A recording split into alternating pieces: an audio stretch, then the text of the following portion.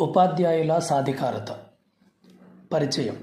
పాఠశాల వ్యవస్థలో ఉపాధ్యాయుడు అతి కీలకమైన వ్యక్తి. ఉపాధ్యాయుడు గురువుగా, ఆచార్యుడిగా, మార్గదర్శకుడిగా ఉండి తన విద్యార్థులను ఉత్తమ పౌరులుగా తీర్చిదిద్దుతాడు.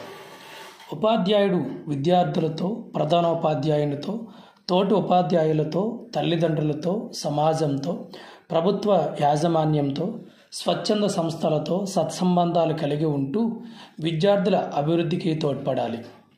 ఇందుకుగాను ఉపాధ్యాయుడు విద్యా విషయకంగా, మూర్తిమత్వపరంగా సమర్థుడై ఉండాలి. తమ పనితీరుని మెరుగుపరుచుకోవడానికి అవసరమైన సమాచారం సేకరిస్తూ విధాన నిర్ణయాల్లో భాగస్వాములు కావాలి. ఉపాధ్యాయుడు తన సాధికారతను పెంపొందించుకోవడానికి అందరి సహాయ సహకారాలు తీసుకోవాలి. సాధికారత అంటే ఏమిటి? Meaning of empowerment. ఎంపవర్మెంట్ అనే ఆంగ్ల పదానికి సమానార్థ బోధకంగా తెలుగులో సాధికారత అనే పదం ఉపయోగిస్తున్నారు. అంటే సామర్థ్యాలను మెరుగుపరచుకోవడం అనే అర్థం చెప్పవచ్చు. ఉపాధ్యాయ సాధికారత నిర్వచనాలు. గుడ్మెన్ ఏమంటాడంటే, సాధికారత గల ఉపాధ్యాయులు విషయ విశ్లేషణతో పాటు సృజనాత్మక పద్ధతులను, వనరులను ఉపయోగించి విద్యార్థుల్లో ఆలోచనను రేకెత్తిస్తారు. విద్యార్థులకు పలు అనుభవాలను కలిగించి వారి సమర్థతను ఇనుమడింపచేస్తారు. మరి లాంగ్మెన్ ఏమంటాడంటే, లాంగ్మెన్ కూర్చిన కాంటెంపరీ ఇంగ్లీష్ నిఘంటువు 1998లో ఎంపవర్మెంట్ అనే పదానికి to give someone moral control over their own life or situation అని వివరణ చెప్పింది. తమ స్వంత జీవితం లేదా స్వీయ పరిస్థితులపై పూర్తి అధికారాన్ని వ్యక్తికి కల్పించడం అన్నమాట. ఈ అభిప్రాయాన్ని అనుసరించి ఉపాధ్యాయుడు తన పనితీరులో మెరుగుదల సాధించడం, వృత్తి సామర్థ్యాన్ని పెంపొందించుకోవడాన్ని సాధికారత అని చెప్పవచ్చు. మరి విద్యా దృక్పథాలు. ఉపాధ్యాయుల సాధికారతకు వారి ప్రతిభా పాఠవాలకు మధ్య అవినాభావ సంబంధం ఉంటుంది. విద్యార్థి అభ్యసన సమర్థతకు ఉపాధ్యాయుడు బోధనాభ్యాస ప్రక్రియలో నూతన వరవడిని అన్వేషించి వినియోగించాలి. అవి ఉపాధ్యాయుల ప్రతిభపైనే ఆధారపడి ఉండును. అందుకు ఉపాధ్యాయులు అధ్యయన జ్ఞానాన్ని, నైపుణ్యాలను నిరంతరం సొంతం చేసుకోవాలి. సాధికారత అనేది ఒక పాఠశాలకో లేదా ఒక ఉపాధ్యాయుడికో మాత్రమే సంబంధించింది కాదు, లేదా ఒక పరిస్థితికి మాత్రమే పరిమితం కాదు. ఇది సార్వజనీన భావన. ఉపాధ్యాయుని సమర్థతను వెల్లడిస్తుంది. అయితే కేవలం ఉపాధ్యాయుని సాధికారత ఉన్నంత మాత్రాన పాఠశాలల్లో విద్యార్థుల్లో ఉపాధ్యాయుడి ద్వారా మార్పు వస్తుంది అని ఖచ్చితంగా చెప్పలేము.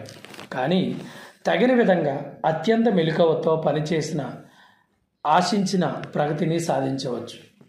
ఉపాధ్యాయుల సాధికారతను ప్రభావితం చేసే అంశాలు ఏంటి? ఉపాధ్యాయుల సాధికారతను ప్రధానంగా 4 అంశాలు ప్రభావితం చేస్తాయి. అవి: 1. ఉపాధ్యాయుల రూపచిత్రం, వారి ప్రొఫైల్, వారి లక్షణాంశాలు. 2. ఉపాధ్యాయులకు లభించిన వృత్తిపూర్వ శిక్షణ. 3. విద్యా ప్రణాళికల మౌలిక లక్ష్యాలు. 4. విద్యార్థుల ఉపలబ్ధి సాధన మూల్యాంకనం. పై 4 అంశాలు పరస్పర సంబంధాలు కలిగి ఉంటాయి. అవి పరస్పరం ప్రభావితం అవుతాయి.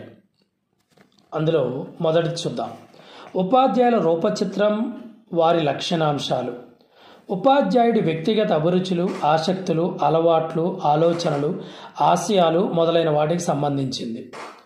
ఉపాధ్యాయుడు పైన గల అంశాల్లో అత్యంత స్పష్టత ఉన్న, ధనాత్మక దృక్పథం ఉన్న వ్యక్తులే ఉపాధ్యాయులుగా రాణిస్తారు. ఉపాధ్యాయుడు తన వృత్తి పట్ల ఉన్న నిబద్ధత, గౌరవాలు విద్యా వ్యవస్థను తీవ్రంగా ప్రభావితం చేస్తాయి. 2.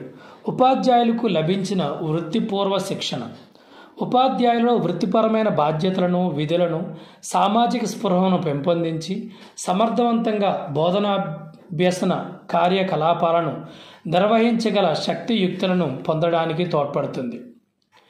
బోధనా వ్యూహాలు, పద్ధతులు, విద్యార్థుల నేపథ్యాలు, వారి శక్తియుక్తులు, వారి అభిరుచులు, ఆసక్తులు, అవసరాలు మొదలైనవి గ్రహించగల నైపుణ్యం ఉపాధ్యాయుడికి తెలియవస్తుంది.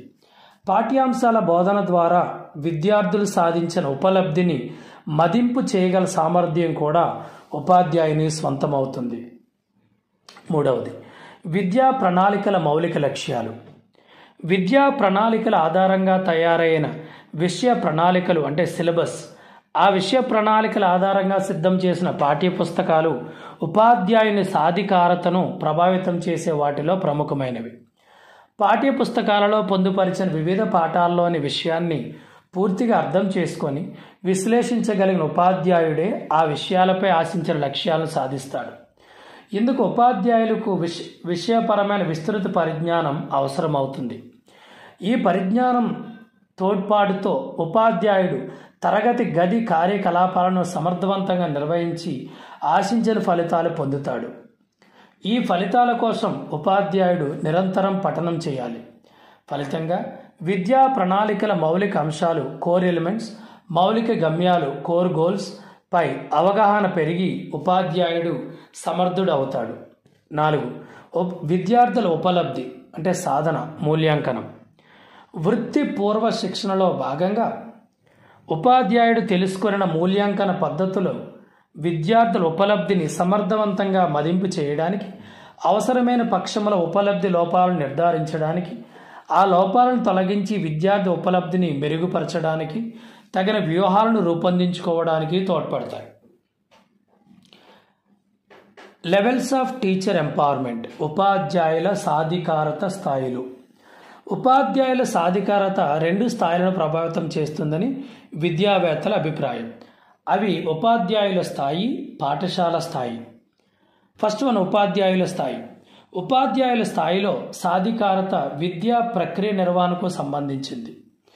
ఇందుకు ఉపాధ్యాయుని ప్రతిభా పాఠవాలు, బోధనా నైపుణ్యాలు, బోధన విషయంలో సాధికారత, బోధన వ్యూహాలపై అతడికి గల అధికారం తోడ్పడతాయి. తరగతి విద్యార్థుల స్థాయికి అనుగుణంగా బోధనా వ్యూహాలు, సామాగ్రి ఎంపిక, ఆశించిన ఫలితాలు సాధించగల శక్తి ఈ సాధికారత వల్ల వస్తుంది. విద్యార్థులకు అభ్యసనంలో సలహాదారుడు అంటే కౌన్సిలర్గా వ్యవహరించి విద్యా ప్రక్రియలో ఆశించిన లక్ష్యాలను సాధించడానికి తోడ్పడుతుంది. పాఠశాల విద్య. పాఠశాల స్థాయి. పాఠశాల స్థాయి సాధికారతో సహా ఉపాధ్యాయులు, ప్రధానోపాధ్యాయులు, వారి నాయకత్వ లక్షణాలు మొదలైనవి ప్రధానమైనవి. ఉపాధ్యాయులకు పాఠశాల సమకూర్చిన వ్యత్యంతర శిక్షణ, ప్రత్యేక సెమినార్లు, సింపోజియంలు, కార్య శిబిరాలు అంటే వర్క్షాప్స్ ఏర్పాట్లు ముఖ్యమైనవి. ఇవి తమ పాఠశాల ఆశిస్తున్న లక్ష్య సాధనకు ఉపాధ్యాయుని సంసిద్ధం చేయడానికి తోడ్పడతాయి. సహ ఉపాధ్యాయుల బోధనా విధానాల పరిశీలనకు అనుమతించుట, బోధనా వ్యూహాలపై వారితో చర్చించడం ద్వారా ఉపాధ్యాయుల బోధనా విధానాల పరిశీలనకు అనుమతించుట, బోధనా వ్యూహాలపై చర్చించి అనుభవాలను మార్పిడి చేసుకోవడం, సృజనాత్మకను పెంపొందించుకొని పాఠశాల ఆశిస్తున్న లక్ష్యాలను సాధించుటకు ఉపాధ్యాయుడు సిద్ధమవుతాడు. సాంస్కృతిక వనరుల శిక్షణ కేంద్రం centre for culture resources and training CCRT. ఇది జాతీయ స్థాయి సంస్థ. దేశవ్యాప్తంగా మన సంస్కృతి సంప్రదాయాల పరిరక్షణకు కృషి చేస్తున్న ఈ సంస్థ మన సాంస్కృతిక వారసత్వాన్ని పరిచయం చేయడానికి ఉపాధ్యాయులకు ప్రత్యేక స్వల్పకాలిక శిక్షణ కార్యక్రమాలు నిర్వహిస్తుంది. ఈ కోర్సులలో చిత్రలేఖనం, సంగీతం, శిల్పం, నృత్యం మొదలైన లలిత కళలు, వివిధ కళారూపాలకు సంబంధించిన మౌలిక భావనలను తెలియజెప్పి వాటిని పాఠశాల బోధనలో ఉపయోగించుకుని మెలకువలను బోధిస్తారు. తోలుబొమ్మలు, ముసుగుల తయారీ, వెలలేని వస్తువులచే పలు బోధనోపకరణలను తయారు చేయటంలో శిక్షణ ఇస్తారు. భావితరాలకు మన సంస్కృతి వారసత్వ సంపదను పదిలిపరిచి అందించడానికి నిరంతరం కృషి చేస్తున్న ఈ సంస్థ ఉపాధ్యాయుల సాధికారతకు ఎంతగానో తోడ్పడుతుంది. విద్యా లక్ష్యాల సాధనకు ఉద్దేశించిన పథకాలు, కార్యక్రమాలలో ఉపాధ్యాయుల పాత్ర. Role of teachers in ensuring the objectives of educational schemes and interventions. ప్రాథమిక విద్య సార్వజనీకరణం మన దేశ పౌరులందరి బాధ్యత. ఈ బాధ్యత నిర్వహణలో ఉపాధ్యాయులే కీలక వ్యక్తులు.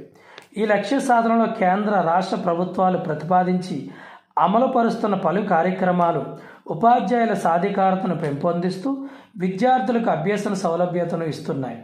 నల్లబల్ల పథకం OPP, APPEP, DPEP, SSA, APSHP, CCRT లాంటి పలు కార్యక్రమాల్లో ఉపాధ్యాయులు చురుకుగా పాల్గొని ఆ లబ్ధిని విద్యార్థులకు చేరవేయాల్సిన అవసరం ఉంది.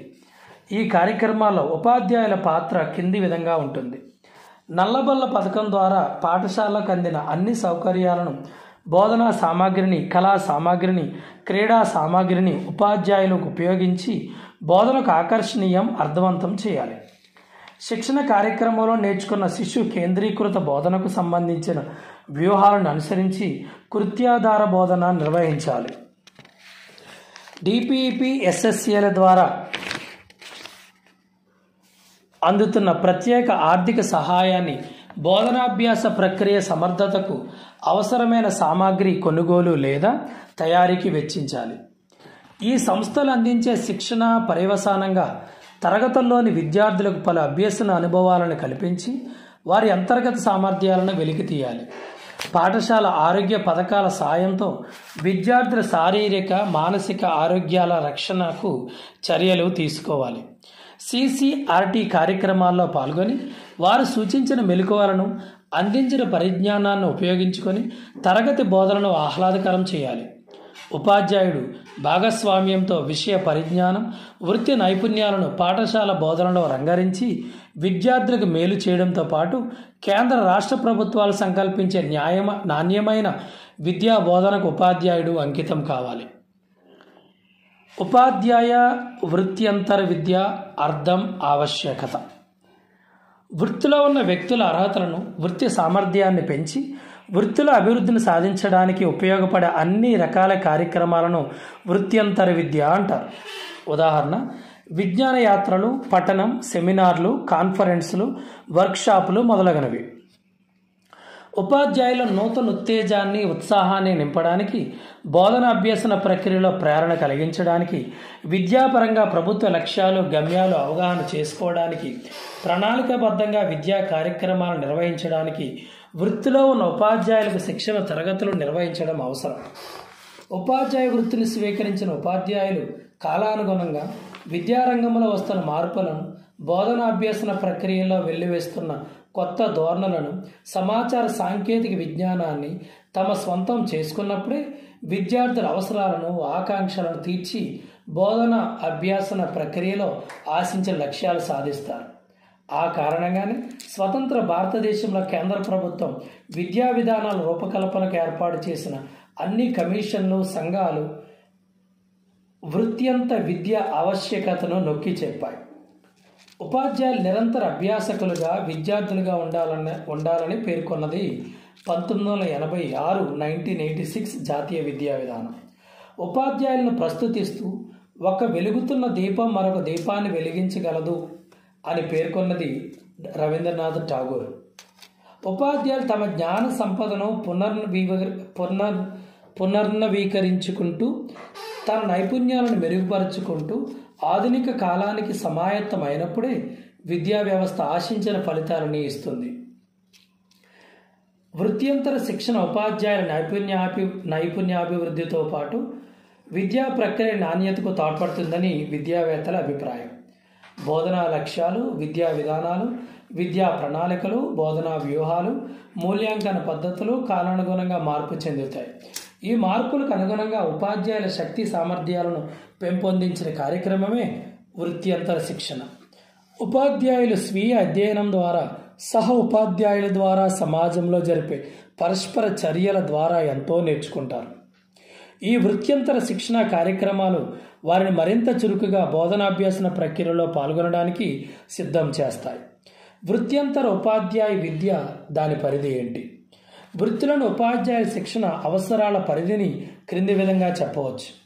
బోధనాంశాలలో నూతనత్వం, వాటిలో విశేషాలు, ఆధునిక బోధన అభ్యసన వ్యూహాలు, శిశు కేంద్రీకృత బోధనా పద్ధతులు, బోధనాభ్యసన సామగ్రి సేకరణ, ఎంపిక, తయారీ, తరగతిలో వినియోగించే తీరు, మూల్యాంకన విధానాలు, నిరంతర సమగ్ర మూల్యాంకనం, బోధనాభ్యసన ప్రక్రియపై మనోవిజ్ఞాన శాస్త్ర ప్రభావం, విద్యార్థుల సహజ అభ్యసన అనుభవాలు, అంతర్గత శక్తుల అవగాహన, అధునాతన దృశ్య సాంకేతిక పరిజ్ఞానం, కంప్యూటర్ సమాచార సాంకేతిక విజ్ఞాన పరిచయం, విద్యార్థుల స్థాయి గుర్తింపు, అందుబాటులో ఉన్న వనరులు, పరిసరాల వినియోగం.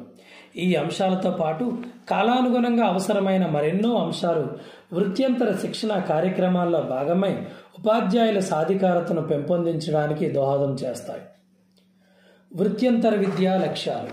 ఉపాధ్యాయులు వృత్తిపరంగా అభివృద్ధి చెందడానికి ఉపయోగపడడం, నూతన బోధన అభ్యసన పద్ధతుల గురించి తెలపడం, వృత్తి పూర్వ విద్యలోని ఖాళీలను పూరించడం, వృత్తి ధర్మాన్ని మారుతున్న విధులను చక్కగా నిర్వర్తించేలా ప్రేరేపించడం, ఉన్నతి వృత్తి విద్యా శిక్షణ పొందడానికి ఉపయోగపడడం, మారుతున్న పాఠ్యావసరాలకు తగిన జ్ఞానాన్ని నైపుణ్యాలను అందచేయడం, శిక్షణ పొందని ఉపాధ్యాయులు శిక్షణ పొందే అవకాశం కలుగు చేయడం, కొత్త అంశాలను గురించి తెలుసుకోవడం, కొత్త సవాళ్ళను ఎదుర్కోవడానికి కావలసిన సహాయం పొందడం, ఉపాధ్యాయుల్లో నైతిక విలువ వృత్తి నిబంధనను పెంచడం.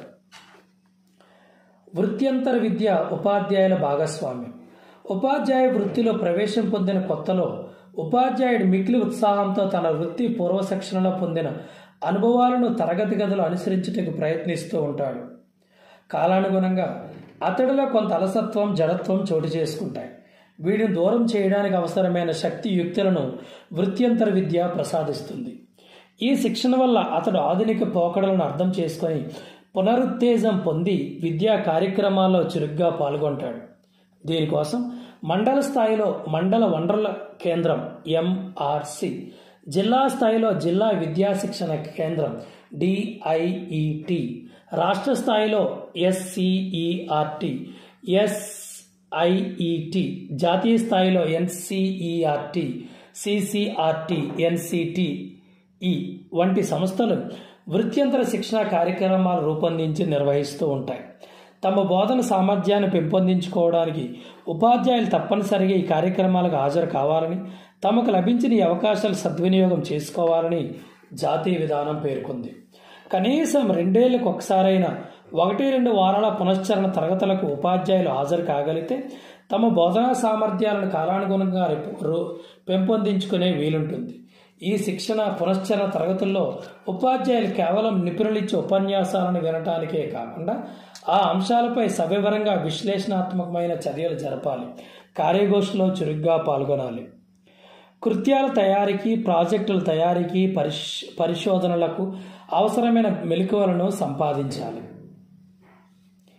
మరి వృత్యంతర శిక్షణ పొందిన అనంతర చర్యలు ఏమిటి? ఉపాధ్యాయులు తాము పొందిన శిక్షణ ఫలితాలను తరగతి బోధనలో అనుసరించాలి. శిక్షణ అనుభవాలను సహోపాధ్యాయులతో చర్చించాలి. తమ పాఠశాలకు, తమ విద్యార్థులకు అనువైన ఆచరణాత్మక ప్రణాళికను సిద్ధం చేసుకోవాలి. మరిన్ని సందేహాలకు నిపుణులను సంప్రదించాలి. వీటి కోసం ప్రధానోపాధ్యాయుడు, పర్యవేక్షణాధికారులు సలహాదారులుగా, మార్గదర్శకులుగా ఉండి విద్యా లక్ష్యాల సాధనకు ఉపాధ్యాయులను ప్రోత్సహించాలి. ఉపాధ్యాయుల సామర్థ్యాలను నవీకరించడంతో పాటు వారి బోధనా పటిమను పెంచి విద్యా వ్యవస్థ ఆశించిన లక్ష్యాలను సాధించడానికి తోడ్పడతాయి. ఉపాధ్యాయులకు అవసరమైన ఇతర శిక్షణ అవసరాలను గుర్తించి పై అధికారులు శిక్షణా సంస్థలకు నివేదించి తమ ఉపాధ్యాయులకు ఆ శిక్షణ లభించే ఏర్పాటు చేయాలి. ఉపాధ్యాయుల వృత్తి ప్రవర్తన నియమావళి, professional code of conduct for teachers. ప్రతి వృత్తికి ఒక నైతిక ప్రవర్తన నియమావళి అంటే కోడ్ ఆఫ్ ఎథిక్స్ అవసరం. ఇది స్వీయ నియంత్రణను, స్వీయ ఆచరణను కోరుకుంటుంది. ఈ నియమావళి ఆ సమూహంలోని ఇతర సభ్యుల సంక్షేమంతో పాటు వారి రక్షణకు కూడా ఉపకరిస్తుంది. నియమావళి అసంతోషకరము, అనుసరణీయం కాని ప్రవర్తనల నుంచి వ్యక్తులను కాపాడి వారి వృత్తి ప్రమాణాలను ఆదర్శాలను నిలవడానికి తోడ్పడుతుంది. మరి వృత్తికి ఉండవలసిన లక్షణాలు ఏంటి? What are the characteristics of profession? వృత్తి ఒక సమాజక విధి.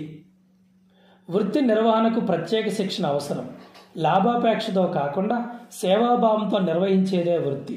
వృత్తికి అధికారిక గుర్తింపు, సమాజంలో ఒక ఉన్నత స్థాయి ఉంటుంది. వృత్తి సాంకేతికమైన ప్రత్యేక లక్షణాలు ఉన్న సేవల సమాహారం. తన సామర్థ్యాల ప్రమాణాలను కాపాడడానికి వృత్తి సంఘాలు ఏర్పడతాయి. పై లక్షణాలు ఉపాధ్యాయ వృత్తికి కూడా వర్తిస్తాయి. అయితే ఉపాధ్యాయ వృత్తి ఇతర వృత్తి కంటే భిన్నమైనదని చెప్పవచ్చు. ఉపాధ్యాయ వృత్తిలో నియమితుడైన వ్యక్తి తప్పనిసరిగా ఆ వృత్తి నియమావళిని అనుసరించాలి. ఉపాధ్యాయుడు తన విద్యార్థులకు బోధించడం ద్వారా సంతృప్తిని పొందాలి. మహోన్నతమైన ఆదర్శాలను సమాజం ఉపాధ్యాయుల నుంచి ఆశిస్తుంది. కానీ మానవుల సహజ బలహీనతలు నియమావళి ఉల్లంఘనకు కారణం కావచ్చు. ఉపాధ్యాయుడు ఏ రకమైన ఉల్లంఘనకు పాటుపడకుండా వృత్తి ఆదర్శాలను నిలిపి ఉంచుటకు, ఆచరణలో నిరూపించుటకు ప్రతి ఉపాధ్యాయుడు కృషి చేయాలి. ఈ నియమావళి 1984లో యునెస్కో వారు సిద్ధం చేసిన నియమావళికి ప్రతిరూపం. 1986 నాటి జాతీయ విద్యా విధానం సూచనలకు అనుగుణంగా NCERT ఒక డ్రాఫ్ట్ ప్రవర్తన నియమావళి డ్రాఫ్ట్ కోడ్ ఆఫ్ ఎథిక్స్ను రూపొందించింది. ఈ నియమావళిపై పలువురు నిపుణులు చేసిన సూచనలను దృష్టిలో ఉంచుకొని 1997లో NCERT ఉపాధ్యాయుల వృత్తి ప్రవర్తన నియమావళిని ప్రకటించింది. దీనిలో 30 అంశాలను 6 రంగాల్లో వివరించారు. నియమావళికి ఒక పీఠిక కూడా కలదు. ఉపాధ్యాయ వృత్తి ప్రవర్తన నియమావళి పీఠిక. ప్రతి శిశువుకు నాణ్యమైన విద్యను అభ్యసించే హక్కు ఉందని గుర్తించడం, శిశువుల మూర్తిమత్వాభివృద్ధి, సమగ్ర వికాసం విద్యా గమ్యమని గుర్తించడం, ప్రజాస్వామ్యం, సామాజిక న్యాయం, లౌకికవాదాలు, మన ప్రజల మార్గదర్శక జీవన సూత్రాలను గ్రహించడం, సుసంపన్నమైన సాంస్కృతిక వారసత్వం, జాతీయ స్పృహ, అంతర్జాతీయ అవగాహన, ప్రపంచ శాంతి విద్య ద్వారా పెంపొందుతాయని గుర్తించడం. ఉపాధ్యాయుడు పీఠికతో పాటు కింది రంగాలలో తమ ప్రవర్తన నియమావళిని రూపొందించుకున్నారు. తల్లిదండ్రులతో లేదా సంరక్షకులతో ఉపాధ్యాయుల సంబంధాలు. తల్లిదండ్రులు సంరక్షకులతో స్నేహ సంబంధాలను స్థాపించడం, పిల్లల అభివృద్ధి వెనుకబాటుతారని క్రమబద్ధంగా తల్లిదండ్రులకు నివేదించడం, తల్లిదండ్రుల పరిరక్షణకు తమ పిల్లలపై గల విశ్వాసానికి భంగం కలిగించకుండా ఉండడం. 2. సమాజం లేదా దేశంతో ఉపాధ్యాయుల సంబంధాలు అభివృద్ధి పరచుకోవడం. సమాజం మానవ వనరుల కేంద్రంగా పాఠశాలను రూపొందించడం, ఇందుకు అవసరమైన సమాచారం, జ్ఞానం, నైపుణ్యాలను, వైఖరులను అభివృద్ధి పరచడం, సమాజానికి ఎదురవుతున్న సమస్యలను పరిష్కరించగల భాగస్వామ్యాన్ని ప్రదర్శించడం, వివిధ జాతులు, కులాలు, భాషా వర్గాలు, మతాల మధ్య వైరుధ్యత, అసహ్య భావనలను రగిల్చే చర్యలకు పాల్పడకుండా ఉండటం, వాటికి దూరంగా ఉండడం. భారతీయ సంస్కృతిని గౌరవిస్తూ ఆ సంస్కృతి పట్ల విద్యార్థులలో సద్వైఖరులను పెంపొందించడం, పాఠశాలలకు, సమాజానికి, రాష్ట్రానికి, దేశానికి విధేయత, గౌరవం కనబరచడం. 3. సహోపాధ్యాయులు, వృత్తి సంఘాలతో ఉపాధ్యాయుల సంబంధాలు.